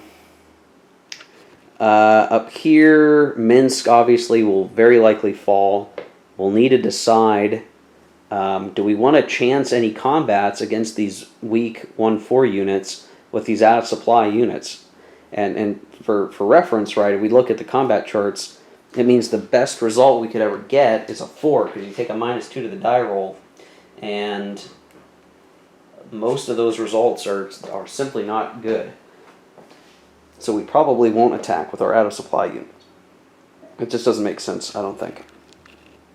But then Riga, there's a strong possibility we'll see Riga fall. So all things considered, it's not a bad draw now. We can kind of clear some of the detritus that is in our way, detritus that is in our way here, and then look for better interactions to come. So I'm going to take us off recording. I'm going to take care of all these combats. We come back. The map will look a little bit different, but probably not extraordinarily so, except in the southern front. Okay, let's review the after effects of the combat. So we did clean up the Carpathian units, so they're all gone. There's like one remnant unit that's kind of still around, and we've got one out of supply guy that I didn't want to take the risk. It's actually 2 units, and they are together a decent number of combat factors. We cleared out some stuff along the Odessa military district, which means we should see those units begin to move forward now, and can at least get up to the Dniester River. Dniester River. I can't speak Russian or Ukrainian for that matter. So getting up there, they can at least get up there. We attacked at Vinitsa, and we managed to do a both sides lose a step, which is fine, if only because it's only got one more step, and it's going to have a hard time getting any other units into that space. We have been making use of the Axis. Replace a division with a flip for an infantry corps, and that's kept the Zocs up. So yeah, I have been making use of that, and that's proven useful. Didn't look like there was any worthwhile attacking elsewhere up here, so they're just going to hold on and dig into Kiev. In the north, a little bit, we did end up taking Minsk at last. So Minsk is taken. We were able to move forward, had good rolls, lots of combat factors. So now the way is clear for the unit down at the bottom there to get supply when we check supply next time, for all these other units to be able to start moving forward and support the attack towards Vitebsk and north towards Leningrad, I guess. And then finally, I was going to attack Riga, but here's the thing. Smart Soviet Steve put 2 5-strength armies inside Riga. And that's 10 combat factors, plus 1 for being a town, and that's 11 combat factors at best, due to the major river that's present here, which halves some of the combat factors I'd be putting into the combat. Would only get me 1-to-1 odds, and I don't want to take those odds right now. So we will halt and sort of wait on our assault on Riga. What we're going to try to do maybe is close up its supply a little bit more, maybe get some more units looped around, and we'll try in a later phase. Just couldn't quite take Riga at the moment, too heavily invested with units. So there you go. So still working to clean out the situation. And yeah, the out of supply guys, I mean, even with the best odds, I'd be rolling with a chance to take losses, and they're already out of supply. I don't want to weaken them, so they've sort of lost steam there, unfortunately. We're just going to have to deal with that. So next, the only chits left in the cup right now are the 2nd Panzer for its second activation, the 4th Panzer, which hasn't gone yet, and then the 4th Panzer is the one that's around Riga. And then we have the Soviet counterattack. Now, the Soviet counterattack was like the last thing in the last turn. It'll be interesting to see if that will also be the case here. And we get the 4th Panzer. Okay, so maybe we will get a chance to deal with Riga. It's possible. So I'm going to take us off recording, and I'm going to take care of that. We only have 1 air unit that's still capable of performing actions, which is the one in Kaunas, and we might be able to try to hit something. I've cleared up a lot with the air around here, just hitting the units that were in the open, but those forests do make it difficult to hit guys. So we're thinning them out with airstrikes, just sort of opening up the way to get up to Tallinn and eventually Leningrad. But we're going to start hitting a lot of swamps soon, so things are going to slow down a great degree, even if we get up that way. Okay, so I'm going to take us off, and we'll look at what the 4th Panzer does up here around Riga. Okay, here's how things are looking after that. So we cleared some units forward, and are basically we again almost kind of pushed ourselves out of supply potentially, but our depots are going to get to move up, so it's not that big of a deal. But just sort of showing right now that we knocked out a unit there in the forest, so kicked them back a little bit. We've totally invested Riga at this point, so now it's simply a matter of waiting for logistics. Probably next turn. There's just too many combat factors there, so it's tying up a lot of units. But that's the only thing we can really do right now. Maybe next turn we can look at doing some bombardments or something if we have to, and attempt to clear it out. But it's just we're going to have issues. What I did do, surprise, surprise, is I had a clear path to shoot a unit all the way up to Tallinn, Panzer division. Sent him all the way up while he was in supply, and attacked the sole unit in Tallinn, and we actually were able to get both sides lose a step. So the Soviet unit was removed, the Soviet took a loss, and then advanced into Tallinn, which provides us another victory point, and perhaps more importantly for the moment, supply, because any port that the Axis controls on the Baltic Sea, I believe, is in supply. Now I'm making a leap because I just assume that whole body of water in the north is considered the Baltic.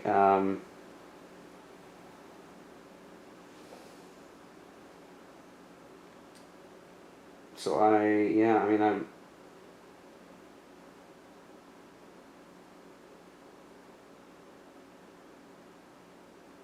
If Axis port supply is traced to a port east of a Soviet-controlled port on a particular body of water.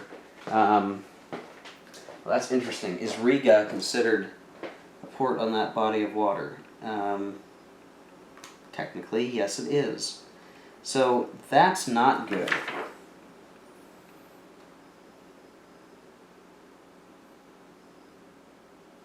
Yeah, that's not good. He might actually be out of supply.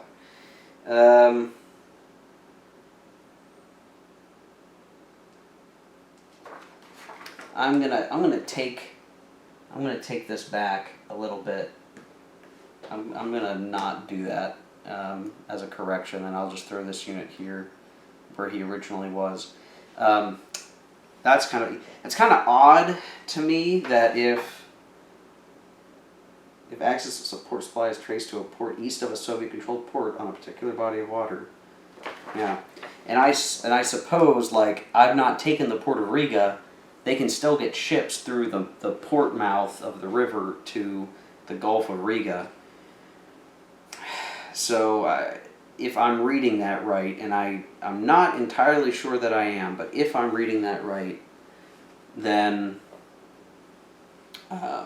he'd be my Panzer would have been out of supply if it got to Tallinn. So, oops, I reversed time on that one. But if it turns out I'm interpreting that wrong, feel free to speak out, somebody, because I thought it was quite clever. Aha, we'll come and just totally bypass Riga, but apparently we can't do that, and we can't be that sneaky, so oh well. Alright, so we've got 2 chits left, 2nd Panzer in the Soviet counterattack. Let's see what we get. Only 2 left. It's hard to shake them up in the cut. Alright, we get the Soviet counterattack. We're going to roll 2 dice to determine how many we have to actually make. There is a minimum, but hopefully we don't roll 2 6s. I rolled a 3, which means I think we do just follow through with the minimum required. So this is a good thing for the Soviets ultimately, because they can't handle too many. Minimum of 6. Okay, so we're going to have 6 to do. I'm going to update the chart with the counter. So we need to make 6. I'm going to go ahead and take us offline and review the rules again, because I know, like, I had maybe done some things wrong in the first turn. I'm going to review, double check, make sure I got it right, and then we'll come back after that. Okay, here's the aftermath of this Soviet counterattack. 6 attacks wasn't too bad. We actually had a couple attacks that could have gone well, but I rolled poorly. Some that I actually rolled decently well, and then I ended up just in a couple of cases just giving up the 1-4 unit because they were already surrounded. There was not much they could do, and it was the best way to get rid of an attack. So we had these guys in Riga actually attack to break out, and we knocked the 1 unit back a couple of hexes. He's going to be out of supply. You can see he's up on the coast up here now. He couldn't retreat to the hex map direction compass, but I think he can still retreat upwards if he has to, if he has no other choice, and it's just that he's going to have supply problems very likely later on. I didn't advance because I want to keep the defense in Riga, so far so good. They're still going to have supply problems because of the Axis Zoks, but you know, what are you going to do, right? Okay, so then we were trying to prey on these out-of-supply panzers, and I had a decent attack. Unfortunately, I rolled poorly and ended up taking an attacker loss. So a 2-step Soviet Union got reduced and lost its Zok, I think. So not a good... We almost had it. That's the sad part. It would have been really great. And what's funny is that, like, it just, I don't know. It should have gone a lot better than it did. It's a real shame, but yeah, it's a real shame. Anyway, okay, so even the bonus to the die roll didn't help enough, which is sad. Okay, so then down south. Nothing too crazy. We actually did have a couple of units come up, and they managed to score both steps, or both forces lose a step. So that reduced a core, and that's really most of the net effect on the board. So I think in terms of like, what do we do with the Soviet counterattack that sucks, I think I was able to mitigate the worst of that situation, though it's always never good. And so our final chit is the 2nd Panzer activates again. Now, here's the problem. There are out of supply guys. So we can activate maybe a couple other units nearby, near the HQ, but I might have to check, can they even activate if they're out of supply? And I think that is where we're going to have a problem. Let me look it up to make sure. If it's that they're out of supply, they can't do anything, that's going to be a big problem.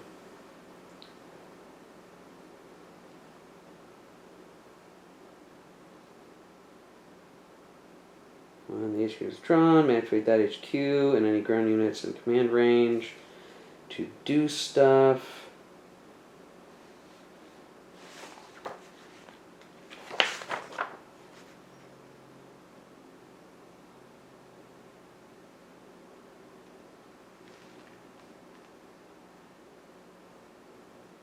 I'm not seeing anything saying that like if they don't have supply they can't activate. So I suspect that they're going to be able to. I don't think we want to move units back because we need to keep the advance moving forward. They may just need to stay put.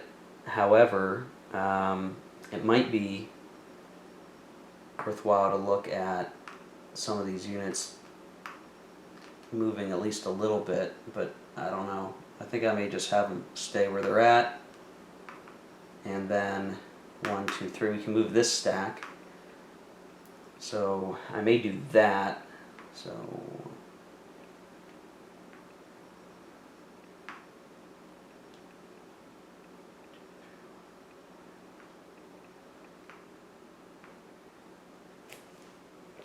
and that's really it. I don't think I want to move anything else, at least not until we can get supply restored. Unfortunately, we should be able to make some progress with all of our supply depots at this point. The way for each is clear enough that they can advance quite a bit, and that's what we'll look to accomplish here as we get going. So. Okay, well that was the end of the action phase at this point, and so now we're going to look at the remainder of the turn. So we get our Axis Depot Advance segment. We're going to roll for each Axis supply and see how far they can make it. So let's just take care of that together on camera. So we'll roll for the supply up by Riga. They're not going to be able to go very far, but that's okay. We get a +1 of the die roll. Roll the 5, we got a 6. So we get to move 6 hexes. Well, we've only got so many places to go, so 1. I think they can only move up so far. And they may not even be able to move adjacent to units. Let me double check that.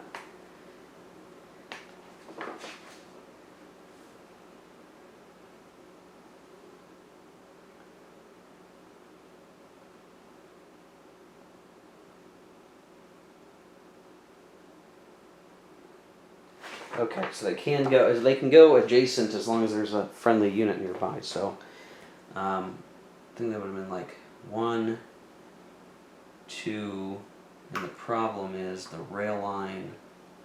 Yeah, this is as far as it can go. Unfortunately, I don't even have the camera on the right spot. I'm sorry. Over here, that can't go any farther, unfortunately. Okay, then we've got this poor guy way back here, so we'll roll for that. We got max, so 6. So I think what we'll do, if this guy goes this way, this guy will go this way. So 1, 2, 3, 4, 5, 6. And then we'll roll for him. Is that a real die roll, guys? It's on top of a counter. It's cocked. I'll roll it again. So we roll a 6. All right, that's fine. So we get 6. 1, 2, 3, 4, 5, 6. That will improve our supply situation a great deal, I suspect, at this point. Come back down to here. We'll roll. I just rolled another 6. Jesus. All right. 1, 2, 3. 1, 2, 3, 4, 5, 6. And then we'll roll for this guy. We rolled a 4. Plus 1 is 5. So he goes 6. Things are going to get kind of congested with the depots. But again, it's going to matter when we get further out and the rail lines snake out. So we'll do. Trying to think through this.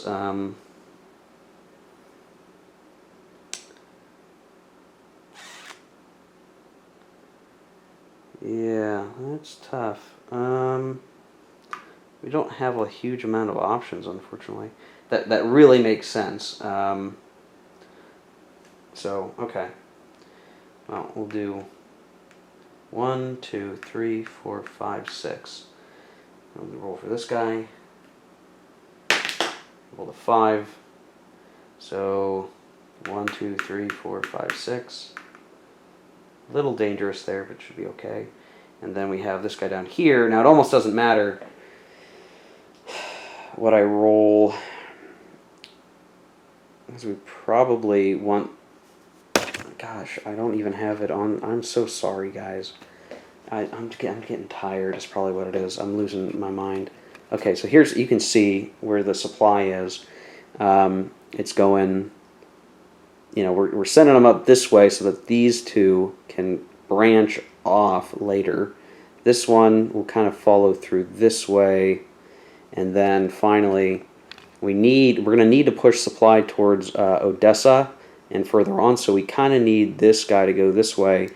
This unit here just screwed that up. So he's not real. I'm not even going to roll for that supply, because while I could send him up here, it's kind of superfluous to do that because we already have like a bajillion supply depots there.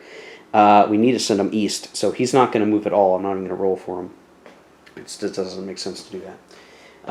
Okay, so moving on. As soon as I find my sequence of play. Here we go.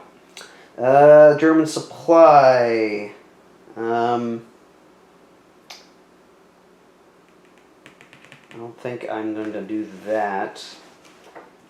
Let me double check. Let me double check that. I don't think I can do anything for the units that are out of supply at the moment. That's only if they're isolated.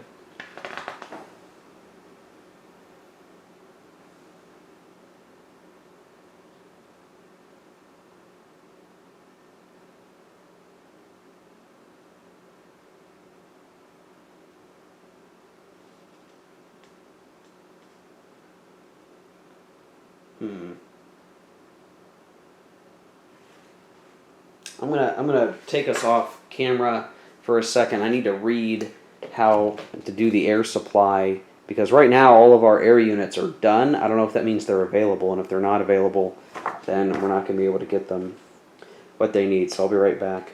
Okay, so doing the double check on air supply. So I made a mistake, I guess, by using up all of my air units for air bombardment. If I had kept one available, one that was in range of these guys, I could potentially get some of those mechanized using some supply, but I didn't save an air unit, so I that sort of slipped my mind.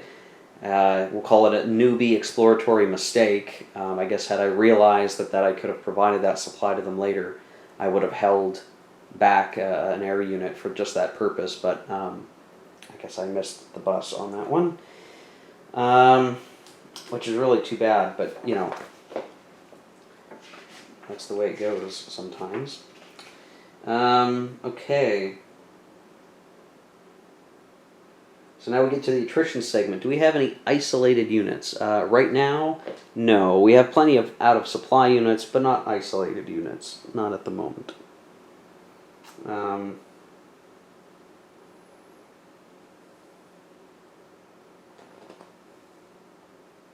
Yep.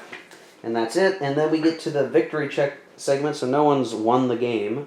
Though I will point out that, again, we are going to have the, if I can find them, the city defense markers, which I will put right here so you guys can see what they look like.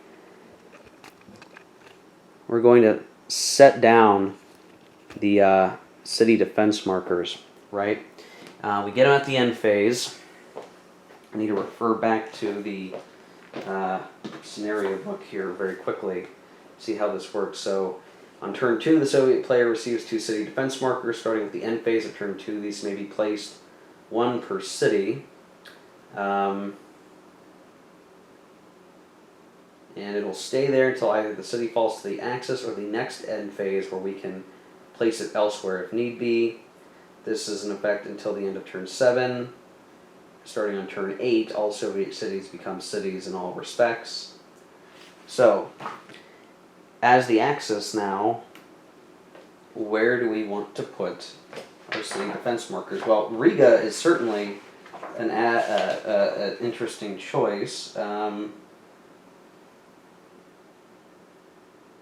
it doesn't appear to be any restriction on supply.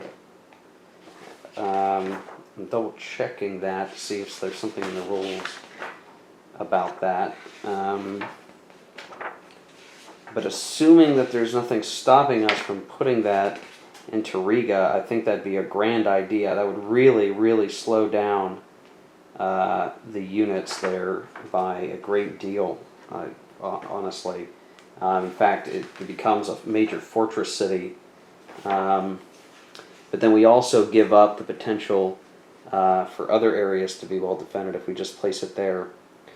But I think at this point, you know, down in the south, there's not an obvious place to put these city defense markers yet. We're a pretty far cry from Kharkov. Odessa is considered a city, so we could maybe put it there. But what we need to be careful of is just, you know, Moscow's within sight. I mean, it's still a fair ways away, but the Axis is hunting for that automatic victory. Yeah, I don't see anything about supply being needed to place these city defense markers, so this is what I'm going to do. I'm going to place one in Riga to make it that much harder to take and basically slow down the Axis advance in the north.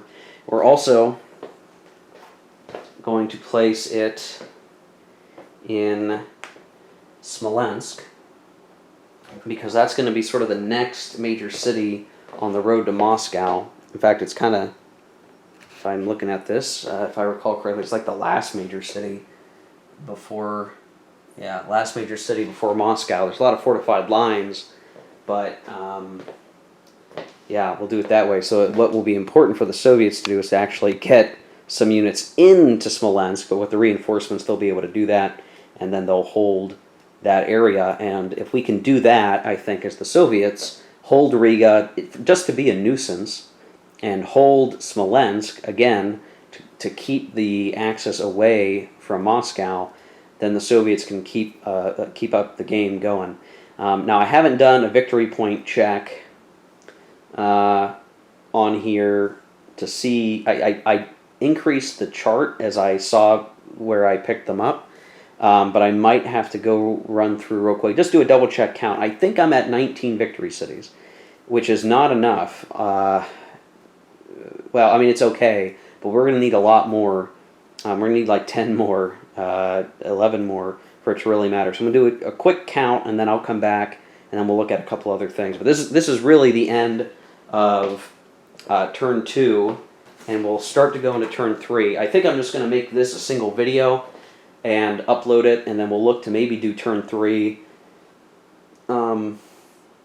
maybe if I have time tomorrow, I might be able to get it done. I mean, by the time you guys see this video, it will be the tomorrow where I'm recording turn 3. So ideally, on Friday, by the time I finish getting this recorded and it uploads on YouTube early in the morning, you guys will see it. And then probably Saturday is when you'll see turn 3 video, assuming I can get time after work to do it.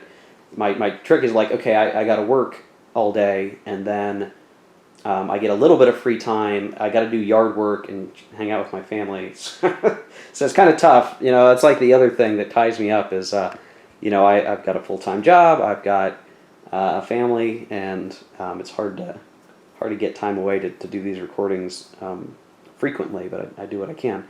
So, okay, let me do a quick victory check. We'll be back. Okay, so I am at 19 victory points. So what I did is I counted, you know, you have 14 at the beginning of the campaign. I have Ventspils for 1, Vilnius for 2, Minsk for 3, Kiev for 4, and then Lvov for 5. So 5 plus the original 14. We're at 19 victory hexes. I used the YouTube videos that I linked in the previous episode down in the description, some videos of the East Front to kind of see, like, okay, where am I at in terms of, am I behind schedule or what? Well, I'm behind schedule in the north, probably by quite a lot. Riga is going to become a problem. The siege situation just is not going to be good, and now that it's got a city defense marker, it's going to be a major problem for us to come. We're also supposed to be further along on the road through Smolensk. We should, if I follow history, should have already smashed through that line there and started looking towards those, you know, we'd be probably a little over here. But me being out of supply really gummed that up, and I guess it's just a reminder of those early turns, or not even early turns, but those early activations from turn 1 were just super important to trying to make sure that the supply markers can make it through. And obviously it's like, so much for that. So we're going to have to make up some lost time here in the next turn, because next turn is the last turn where we have good clear weather, and we're just going to grind to a halt outside Moscow for sure, and that's going to be a problem for us. Down south, we're ahead by taking Kiev, so by this point Kiev wouldn't have fallen at the beginning of August. But we're sort of behind everywhere else, so we didn't, just due to the way that chits came out, we haven't made a lot of gains in the Odessa region. Odessa's still pretty safe. Southern Ukraine is still populated with a large number of Soviet units who have not had to retreat across the Dnieper River, so I don't know. Me getting into Kiev was a fortunate playthrough. I made the leap and I got it, but I'm sort of just suffering everywhere else from getting bogged down. What may end up happening is if I get to the end of 1941 and the situation looks very bad for the Axis, I may need to restart the campaign. I don't want to do that because it's a lot of work just to get up to this point, but just knowing we've had some really rough mistakes that maybe have kind of screwed up the Axis momentum. But we'll keep playing through for now. Maybe my opinion will change. Maybe we'll really knock some heads here and be well along the way. And it could also be, you know, now I'm letting too many forces sit in Riga. That's slowing me down. But it's so many defensive, you know, so many points there that it's really hard to crack it is going to be the problem, and we need so many forces there just to try to take them out and to hurt them and have them take damage. So we'll have to be careful of that. But okay, I'm going to put those same links that I use for comparison in the description again. You can watch that. Really good YouTube videos to check out if you're interested in the East Front anyway, and are already familiar with a lot of this stuff. So okay, that is the end of turn 2. We're going to do turn 3 in another episode, and hopefully maybe by then we'll start picking up the pace, but we'll see. So thanks for watching. I hope my intro wasn't too bad and too long. I have been using the assault marker because I'm doing the combat off screen. You're not seeing me use the assault marker, but I have been using it now. The assault guns for the Germans, and now we're going to be, getting into it more and more. Hopefully things go well.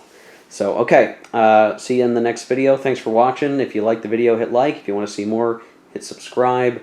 And we'll catch you later. Keep on gaming.